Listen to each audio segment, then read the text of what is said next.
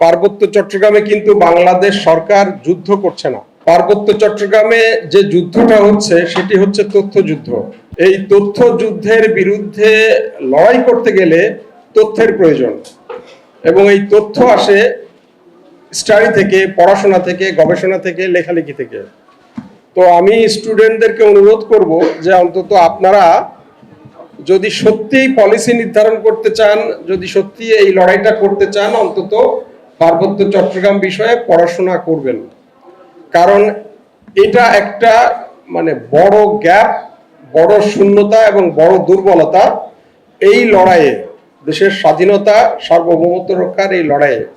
আপনারা জানেন কেন কথাটা বলছি। কয়েকদিন আগে একটি গণমাধ্যম পার্বত্য চট্টগ্রামে ইসলামাইজেশন হচ্ছে এটা নিয়ে একটা ইন্টারন্যাশনাল গণমাধ্যম ব্রাড প্রতিবেদন করলো।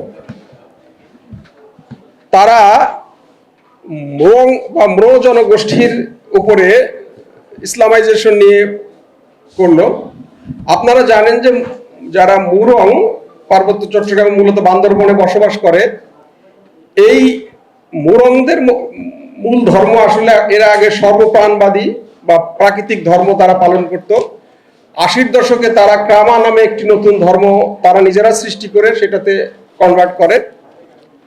পরবর্তীকালে এই মুরংরা কিন্তু অলমোস্ট 90% খ্রিস্টান হয়ে গেছে। তাদের ভিতরে 1 বা 2% মুসলিম হয়েছে। এই মিডিয়া গিয়ে 90% খ্রিস্টান হয়েছে সেটা দেখে নাই, তারা দেখছে 1% বা 2% মুসলিম হয়েছে, সেটাকে তারা ইসলামাইজেশন বলছে। তাহলে এই যে লড়াইটা সারা বিশ্বে কিন্তু যেহেতু এটা ইন্টারন্যাশনাল মিডিয়া, সারা বিশ্ব কিন্তু এটা দেখেছে। যারা পার্বত্য চট্টগ্রামের বাস্তবতা জানে না, যারা মুরং জনগোষ্ঠীর এই ডেমোগ্রাফিক সেগ্রিগেশনটা জানে না, তারা কিন্তু মনে করছে যে মুরংদের তো মুসলিম বানিয়ে ফেলা হচ্ছে। কিন্তু অলরেডি মুরংদের কিন্তু খ্রিস্টান বানানো হয়ে গেছে। মুরংদের পাশে বম আছে, খিয়াং আছে, তারা সব পাংখ আছে, লুসাই আছে, এরা সব খ্রিস্টান হয়ে গেছে, 100% খ্রিস্টান হয়ে গেছে। সেটা নিয়ে তারা লেখে নাই।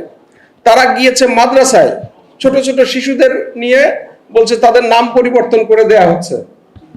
আমি দুর্ভাগ্য সেই গণমাধ্যমের নির্বাহী সম্পাদক, তিনিও পার্বত্য চট্টগ্রামের সন্তান, পার্বত্য বাঙালির একসময় দীর্ঘদিন পার্বত্য বাঙালি আন্দোলন করতেন, লেখালেখি করতেন।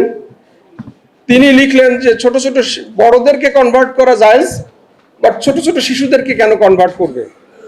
আমি এইটার সাথে পুরোপুরি একমত।